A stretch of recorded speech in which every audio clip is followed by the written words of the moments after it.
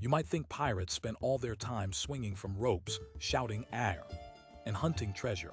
But their biggest enemy wasn't the British Navy or sea monsters. It was something way less glamorous. Iron dust. Yes, iron dust. Specifically, how to turn it into magnets. Let me tell you, in 1686, when pirates were still figuring out this whole magnetic thing, they stumbled upon some seriously weird and messy science that no one told you about in history class. And trust me, the solutions they came up with were so ridiculous, you'd swear it was a prank by the Royal Navy. Picture this: pirates sailing the high seas without a compass, lost at sea, circling like confused sea turtles. Navigation meant life or death. The magnetic compass was basically their GPS, but it wasn't always easy to come by. And even when they had won, the needles sometimes lost their magnetism after a few rough voyages. So what if you could just make your own magnet right there on the ship? Sounds like magic, right? Well, in 17th century England, pirates accidentally did just that. And it all involved one very basic and surprisingly dirty ingredient: iron dust. Here's something history books don't tell you. Iron dust was everywhere on pirate ships.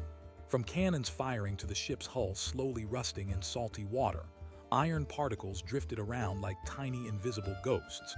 Pirates caught on to one thing: if you rubbed iron dust a certain way with some very specific rope fibers, you could create magnetic properties. It wasn't intentional scientific research, more like a combination of boredom, desperation, and sheer guesswork during those long, tedious voyages. But before we get ahead of ourselves, you have to know why making magnets was so important and also so mind-bogglingly difficult. Pirates had a bigger problem than just finding treasure. They needed reliable compasses to navigate hundreds of miles of uncharted ocean. Losing the needle's magnetism wasn't just annoying. It could mean wandering aimlessly until the crew starved or destroyed their ship running into rocks. Iron magnetism fades if the needle isn't properly maintained. Think of it like your phone dying on a road trip with no charger cable, except way worse because this was literally life or death. And without understanding electromagnetism, pirates had to rely on trial and error, superstition, and some pretty gross attempts to fix their compass needles. Now let's talk numbers. An average pirate ship carried a crew of about 50 men and enough supplies to last 6 months, except that magnet needles had to be replaced or restored every 2 to 3 months due to salt corrosion and constant jostling. Iron needles were usually made from wrought iron, and the process of magnetizing them needed iron particles to be aligned just right. But guess what? Aligning iron dust on a rolling ship in the middle of the ocean during storms is harder than it sounds. The winds will blow dust everywhere. Saltwater spray would ruin tools, and worse, there was the issue of finding enough iron dust in the first place. Some pirates tried collecting their iron dust from cannon smokes and rust flakes, but that ended up contaminating the ship with rust everywhere. Not to mention, smudging oily black powder all over every surface, including their food. Bad idea, really bad idea. Another popular method was rusting the iron needles even more by soaking them in salt water, hoping that the crystallized rust would somehow boost the magnetic effect. Spoiler alert, it didn't work. Instead of creating magnets, it just made the needles brittle and prone to breaking. Imagine trying to stab a coconut with a rusty toothpick. Let's just say it wasn't pretty. There was also the experiment involving friction. Pirates would rub iron dust on compass needles using dog fur, cat fur, even human hair, thinking the friction might charge the needles. Some swore by cat fur, claiming it gave needles stronger magnetism, probably because it was slightly oily and held onto the dust better. But most attempts ended up with matted fur, scratched needles, and frustrated sailors swearing at their feline companions. One legend tells of Captain Jack Fourthfinger, a notorious pirate of the English Channel, who once tried rubbing his compass needle on the beard of his first mate after the mate had been below deck for 3 days without washing. Yes, beard. The poor mate ended up with itchy chin, and the compass needle remained stubbornly unmagnetized. Talk about ruining your fearsome reputation.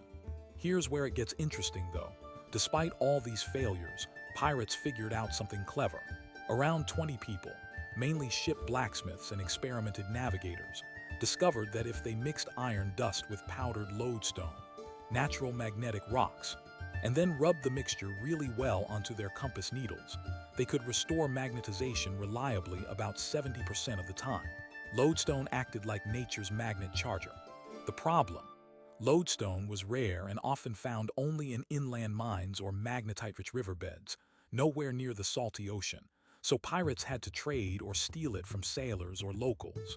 Think of it like their version of a magnetic battery, just not exactly legal or easy to come by.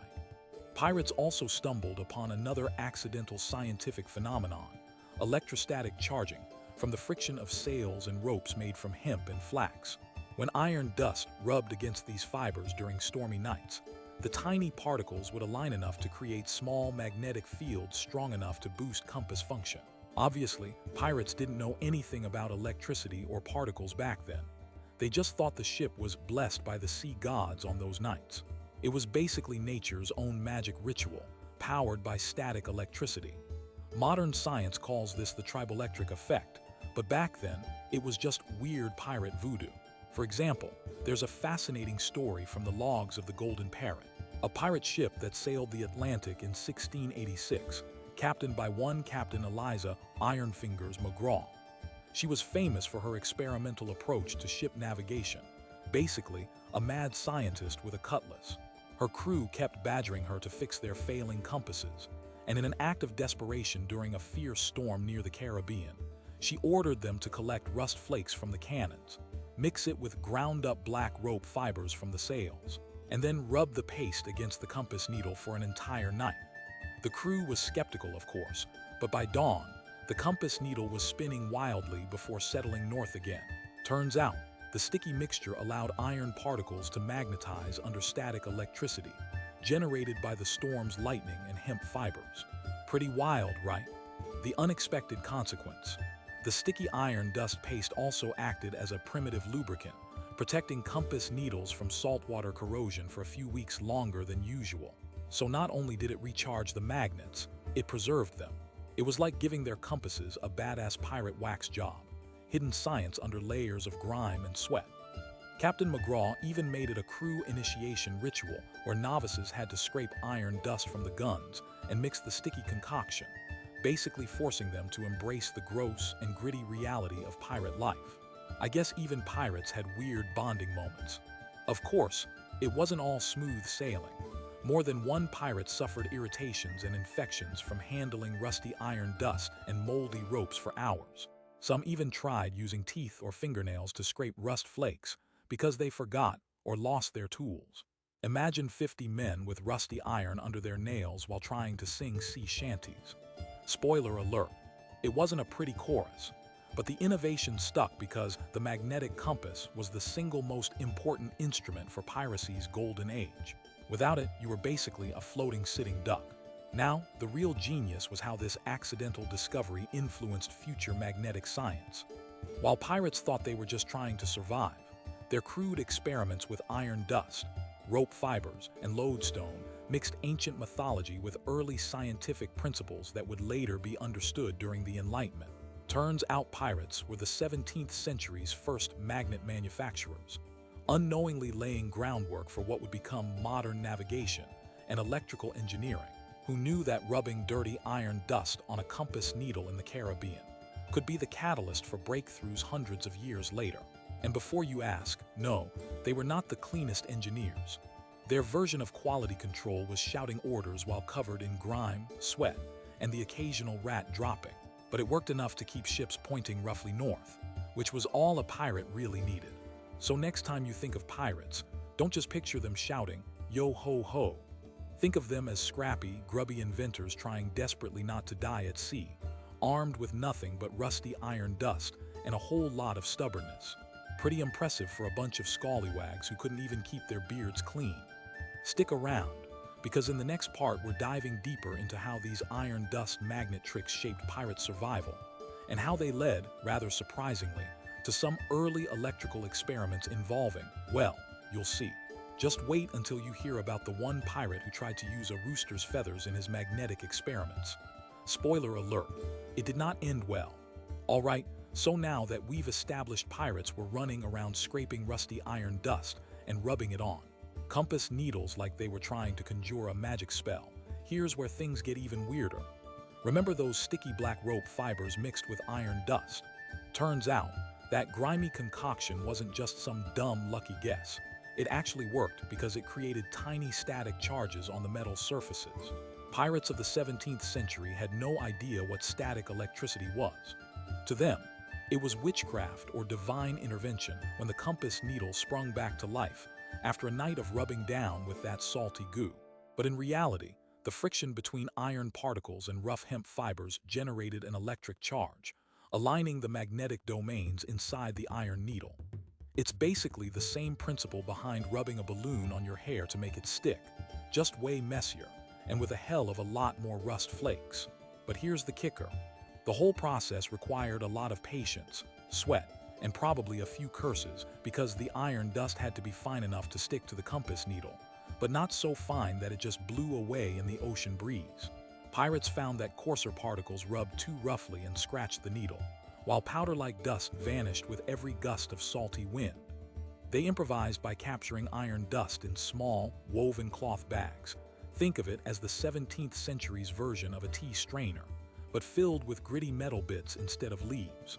This allowed them to apply the dust evenly, maintaining a kind of magnetic massage for their compass needles, which reportedly extended their life by up to 3 weeks. A huge deal when you're trying to avoid crashing into rocks or an angry frigate. In 1686, Captain Samuel Quickspinner, a semi-legendary pirate based around the Caribbean, kept detailed logs about the joys and horrors of this magnetic maintenance routine.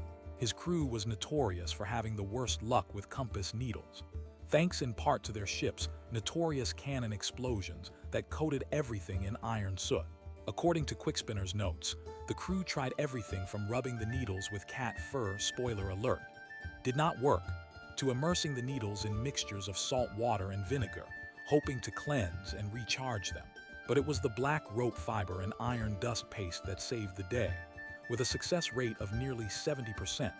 A solid win for a bunch of salty sea dogs who usually couldn't get anything right without starting a brawl. Now, you'd think the problem would end there, right? But no, because the ocean had other plans. Humidity and salt spray constantly degraded the magnetic properties of those needles, meaning the paste had to be reapplied every 2 to 3 weeks.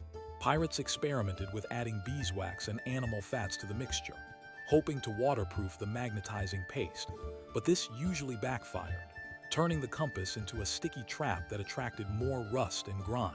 Talk about ruining your fearsome reputation, with a compass that looked like it had been through a mud wrestling competition. It wasn't until someone accidentally spilled a small quantity of whale oil into the mix that they stumbled upon a primitive form of corrosion resistance. The oil formed a thin protective film over the compass needle, making it an early prototype of modern anti-rust treatments. Pirates didn't know the chemistry, of course, but they sure knew to keep their hands away from whale oil if they didn't want permanently greasy palms. But wait, there's more. The saga of trying to replace scarce lodestone, the natural magnetic rock, got downright desperate. Some crews started bartering not just for lodestone, but for bits of magnetic iron ore they found washed up on remote beaches or in riverbeds far from the sea. The stuff was literally like pirate gold, prized more than rum in some cases. Pirates who managed to score lodestone chunks would carefully grind it down to a fine powder using primitive stones and mortar made from coral. The process took hours and left the workers coughing up dust, while their hands turned almost black from the iron residue. You can probably guess how that ended. Several scurvy pirates were down with respiratory problems, which definitely wasn't part of their survival plan. But the lucky ones who could afford this dust saw compass needles retain magnetism for up to twice as long, a true game changer during months-long voyages. All this effort to charge compass needles was, in effect, pirates performing early experiments in ferromagnetism, a word they probably couldn't pronounce, let alone understand. They didn't know magnetic domains existed, or that the tiny iron crystals in their compass needed to be aligned north-south to act like a magnet. Instead, they relied on trial, error, and a suggestibility that made the entire ship believe that the iron dust paste held some secret pirate magic. If the compass worked, the captain was a hero. If it didn't, heads probably rolled metaphorically, but worse, the crew risked becoming dinner for sharks. But here's a juicy twist nobody ever talks about. Pirates also tried to magnetize weapons, using similar iron dust techniques. There are documented cases of pirates rubbing gun barrels and sword blades with iron dust and lodestone powder, under the belief that a magnetized weapon would be luckier or even more deadly in battle. Spoiler alert, it didn't work. Instead of better weapons, the metal became prone to rust and brittleness, with some swords breaking mid-fight because the corrosion wasn't stopped by magic dust. One unfortunate pirate in the English Channel was reportedly disarmed during a skirmish when his sword snapped after a particularly enthusiastic, magnetizing session. Talk about ruining your fearsome reputation. This obsession with magnetizing everything even spread to some of the weirder personal habits. There's a strange but true story of a pirate attempting to charge small trinkets, like jewelry or medallions, with iron dust and lodestone, thinking that carrying magnetized objects would attract good fortune or keep evil spirits at bay. The superstition paid off more than the science, since nothing magnetic actually happened aside from a few slightly rusty charms, and more arguments below deck about witchcraft and curses. But hey, desperate times call for desperate rituals. So, why did all this messy, chaotic, and often hazardous trial and error actually make a difference? Because the magnetic compass was essential to piracy and exploration. Without it, you might as well have been trying to sail the ocean with a goat's eye and a prayer. Pirates were the original field scientists stumbling upon natural phenomena long before formal science caught up. Their dusty fingers and salty hands unknowingly paved the path toward deeper understanding of magnetism, leading eventually to the age of electricity and electromagnetic inventions in the 18th and 19th centuries. Their crude iron dust techniques can be seen as the first step toward manufacturing engineered magnets, not just natural lodestone chunks. This was primitive material science born out of necessity, ignorance, and a lot of sweat. It's basically the 17th century's version of a high-tech startup. If your startup was a bunch of dirty pirates rubbing rust on needles in the Caribbean instead of coding apps in Silicon Valley. Pretty impressive, huh? And yet, despite all their gross handling of iron dust and sticky ropes, pirates managed to keep their compasses pointing north just enough to stay alive and keep plundering. Stick around, because next up, we'll dive into the surprisingly clever ways pirates used these magnetic mishaps to spark early electrical experiments. Yes, you heard that right, electricity. We'll talk about a legendary tale of a pirate who tried using rooster feathers for magnetizing experiments and nearly caused a ship-wide mutiny. You won't want to miss how this weird ritual ended up contributing to the early study of static electricity. Long before Benjamin Franklin zipped his kite in a thunderstorm, pirates really were the original mad scientists of the high seas, even if they smelled like seaweed and rust. Alright, so you thought pirates just waved some rusty iron dust on a needle and boom, instant magnet. If only it were that simple. Here's the messy truth. Creating those magnets involved an absurd cocktail of sweat, rust, burnt rope fibers, and a whole lot of trial and error that would make a modern chemist weep and probably call a hazmat team. Pirates didn't know a thing about atoms or electrons. Their lab was the rolling deck of a ship being pounded by storms and salty spray. And their scientific method was basically, let's try this. No. Okay, how about that? Spoiler alert. Most attempts failed spectacularly, but some actually worked just enough to keep them from sailing blindly into shark-infested waters. So here's the deal. Pirates discovered that combining iron dust with blackened rope fibers wasn't just about scraping and rubbing willy-nilly. The black fibers came from hemp ropes, heavily charred or soaked in tar and salt water. Gross, right? But the charring changed the fibers' texture, making them a little sticky, which helped hold iron dust in place. Plus, the friction of rubbing the rough fibers against iron dust created tiny static charges, which the pirates didn't understand. That's what made those tiny iron domains in the needle align and turn into a magnet. It's basically the 17th century version of rubbing a balloon on your hair to make it stick to a wall, only with more rust flakes and salty grime. Their success rate, around 70% when mixed and applied correctly, which for pirates was basically winning the lottery. But naturally, pirates being pirates, they didn't realize they had to be picky about that iron dust's texture. Too coarse, and those dust particles scratched and ruined compass needles like sandpaper on a new tattoo. Too fine, and it just floated away like cursed sea foam the moment the wind hit. So to solve this, pirate blacksmiths ingeniously crafted tiny woven cloth bags. Imagine the ancestor of a tea strainer, stuffed with just the right gritty iron dust to apply as a magnetic massage.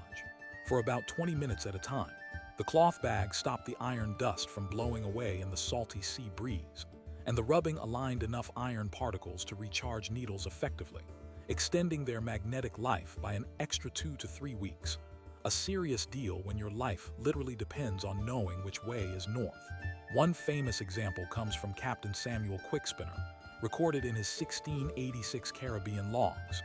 His ship, the Maelstrom Fury, was notorious for cannon explosions that coated the whole deck in a fine iron soot, a literal mess that drove his crew mad.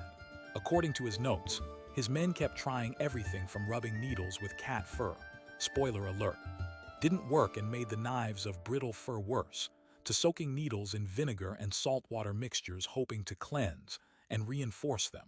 None of those attempts lasted more than a week before the needles lost their magnetism again.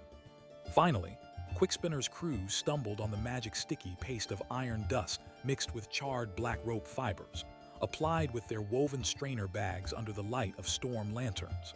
That concoction had a success rate of nearly 70%, meaning vessels stopped drifting cluelessly and started sailing true north again.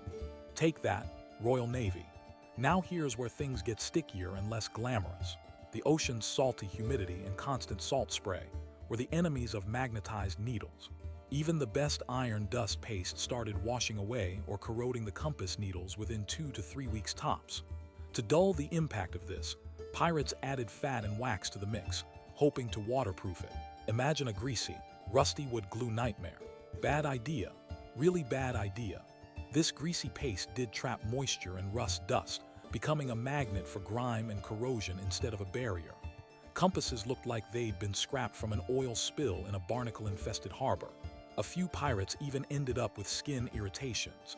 Imagine hands coated in rusty, oily grime for hours at a time, then trying to eat salted pork without looking like a biohazard.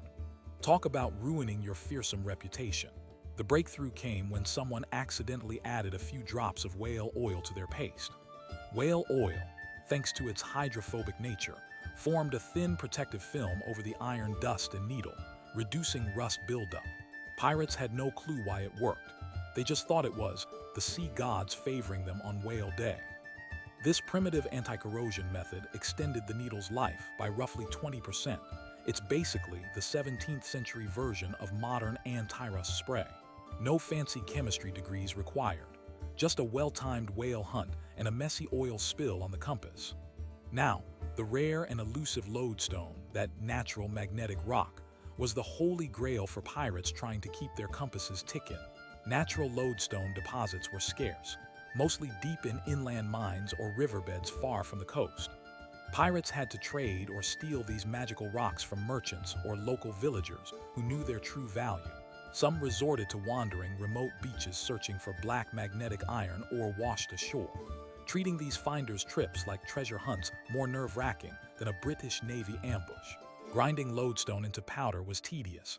The crew used coral mortars, leaving their hands blackened and cracked after hours of work inhaling iron dust, which sometimes led to scurvy-like symptoms and coughing fits. You can probably guess how that ended. Pirates hacking and wheezing all over the deck, a beautiful chorus to their sea shanties. But if you managed to keep your health, lodestone powder could boost the magnetism in a needle to last up to twice, as long as the black fiber paste alone. Imagine doubling the lifespan of your compass needle by grinding rocks and risking urinating blood. Pretty impressive, even for a bunch of scallywags. Interestingly, pirates weren't just limited to compass needles. Some tried to magnetize weapons, guns, swords, even daggers, with iron dust and lodestone powder, believing a magnetized weapon would channel extra luck or might in battle. Spoiler alert, it didn't work, and it made the metals rusty and brittle. Legend has it that during a skirmish off the English Channel, a certain pirate lord known as One-Eyed Morgan swung his magnetized sword only to hear an ominous crack mid-fight. The blade shattered, leaving him to wrestle enemies barehanded. Talk about losing both your weapon and your fearsome reputation in one foul swoop. Pirates also dabbled with superstitions, magnetizing trinkets and medallions, hoping magnetic charms would ward off evil spirits or bring good fortune. The science was zero, but the hope was high, and the resulting rusty medallions gave crew members something else to fight over below deck. Because nothing says trustworthy crew like suspecting your mates of witchcraft while scrubbing rusty necklaces over a tub of salt water. It's the 17th century version of a caustic office drama. But here's a wild twist. Pirates actually stumbled into early electrical experiments without meaning to. Remember that static charge from rubbing iron dust and black rope fibers? Well, some pirate crews noticed that certain magnetizing sessions worked better during storms or on nights with lightning flashing overhead. One infamous story from Captain Eliza, Iron Fingers, McGraw's log, describes a horrific experiment involving a clutch of rooster feathers. Yep, rooster feathers. She thought their lightness and annoyance factor made them perfect to carry iron dust in midair during storms, encouraging more static charge buildup on compass needles. The plan was to summon the power of the storm into their navigation instruments. The outcome: feathers everywhere in the hair, the food, and the captain's cleavage, combined with a ship-wide allergic reaction that nearly caused mutiny. Still, the needles did seem to magnetize faster, giving rise to tales of storm magic and a crude understanding of electrostatic effects before electrical science was even a thing. This accidental proto-electrical work paved the way for Enlightenment-era scientists, turning the clumsy, grimy methods of pirates into the foundations of modern electromagnetism. They didn't realize they were doing early versions of what today would be called triboelectric charging, combined with magnetism. So pirates, with their oily hands and rusty tools, weren't just dangerous criminals. They were unwitting pioneers of material science and electricity. Not exactly the swashbuckling tech whizzes we picture, but still pretty damn clever. So next time you picture pirates, don't just think of them swinging swords or shouting "Avast." Think of scrappy sailors covered in grime, fumbling with iron dust and black ropes, inventing magnetic techniques to save their skins, all while battling infections, failed experiments, and the most fearsome enemy: their own ignorance. Their attempts to create magnets from iron dust in 17th century Caribbean seas were ridiculous, gritty, and downright gross. But without those desperate innovations, the golden age of piracy might have been much shorter, and the world might have missed the early spark of magnetic science that eventually led to everything from compasses in airplanes to electric motors in Teslas. In the end, pirates weren't just criminals. They were accidental scientists trudging through chaos and rust, turning superstition into survival, and maybe, just maybe, laying invisible groundwork for the technology that quietly shapes our modern world. Now go ahead, picture that next time you hear the word pirate. And just maybe, think twice before you complain about your phone's low battery. Those 17th century pirates would have traded their best cutlass for a single charged compass needle any day.